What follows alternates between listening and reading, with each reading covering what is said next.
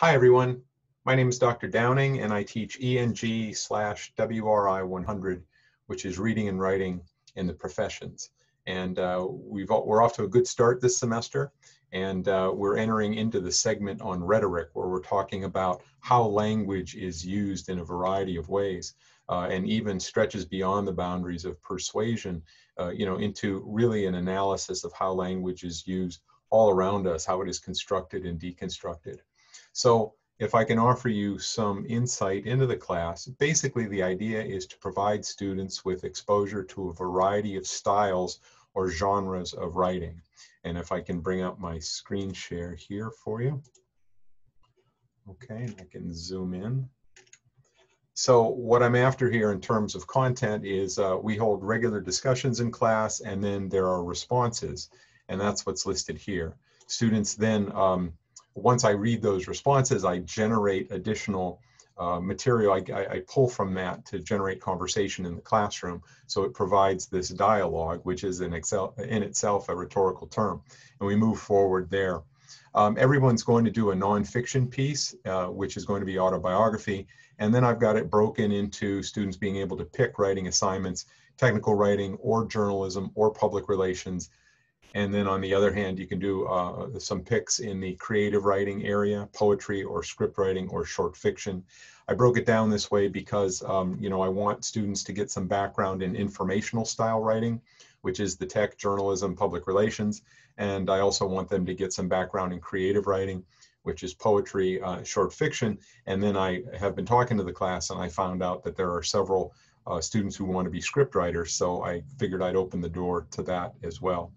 And so other things that will be covered in the class appear here, such as in addition to scripts, we're going to talk about the publishing process, both in the academic world and in the professional world. And to give you a little bit of insight into that, I am the editor-in-chief of the August Wilson Journal, which is published by the University of Pittsburgh. I'm the founder and lead editor there, and you can see my name there. I'm pretty proud of that. Kutztown University is listed, which is pretty cool. So I can give you some background on academic publishing and what is required there, what goes on behind the scenes. And if I can switch over to this tab, once upon a time, I was a technical writer as well. And one of the publications that I used to write for, Lightwave Magazine, which covers fiber optics, that still exists. You may or may not know, but technology publications, they come and go as technology rises and falls, but fiber optics still exists. So that still is an ongoing pursuit. So back here, we're also going to talk about self-publishing, such as Lulu and some other, I think you can do it through Amazon as well, with the idea of, if you're just starting out, it's a good idea to go ahead and self-publish your work.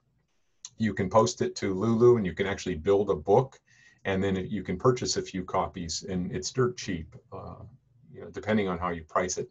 If you're not trying to make any money off of it, you can buy it for yourself for $3 or $4 per copy.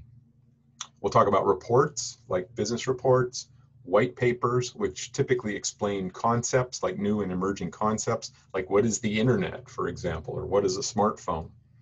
Writing in the workplace, we'll do some of that. And then the rest of it is typical to most writing in most situations, formal versus informal, when each is appropriate, context, audience, tone, style, and then citations, how to handle citations in various forms. For example, you've probably never seen a newspaper article that has a works cited page at the end. They incorporate those references to sources within the material itself.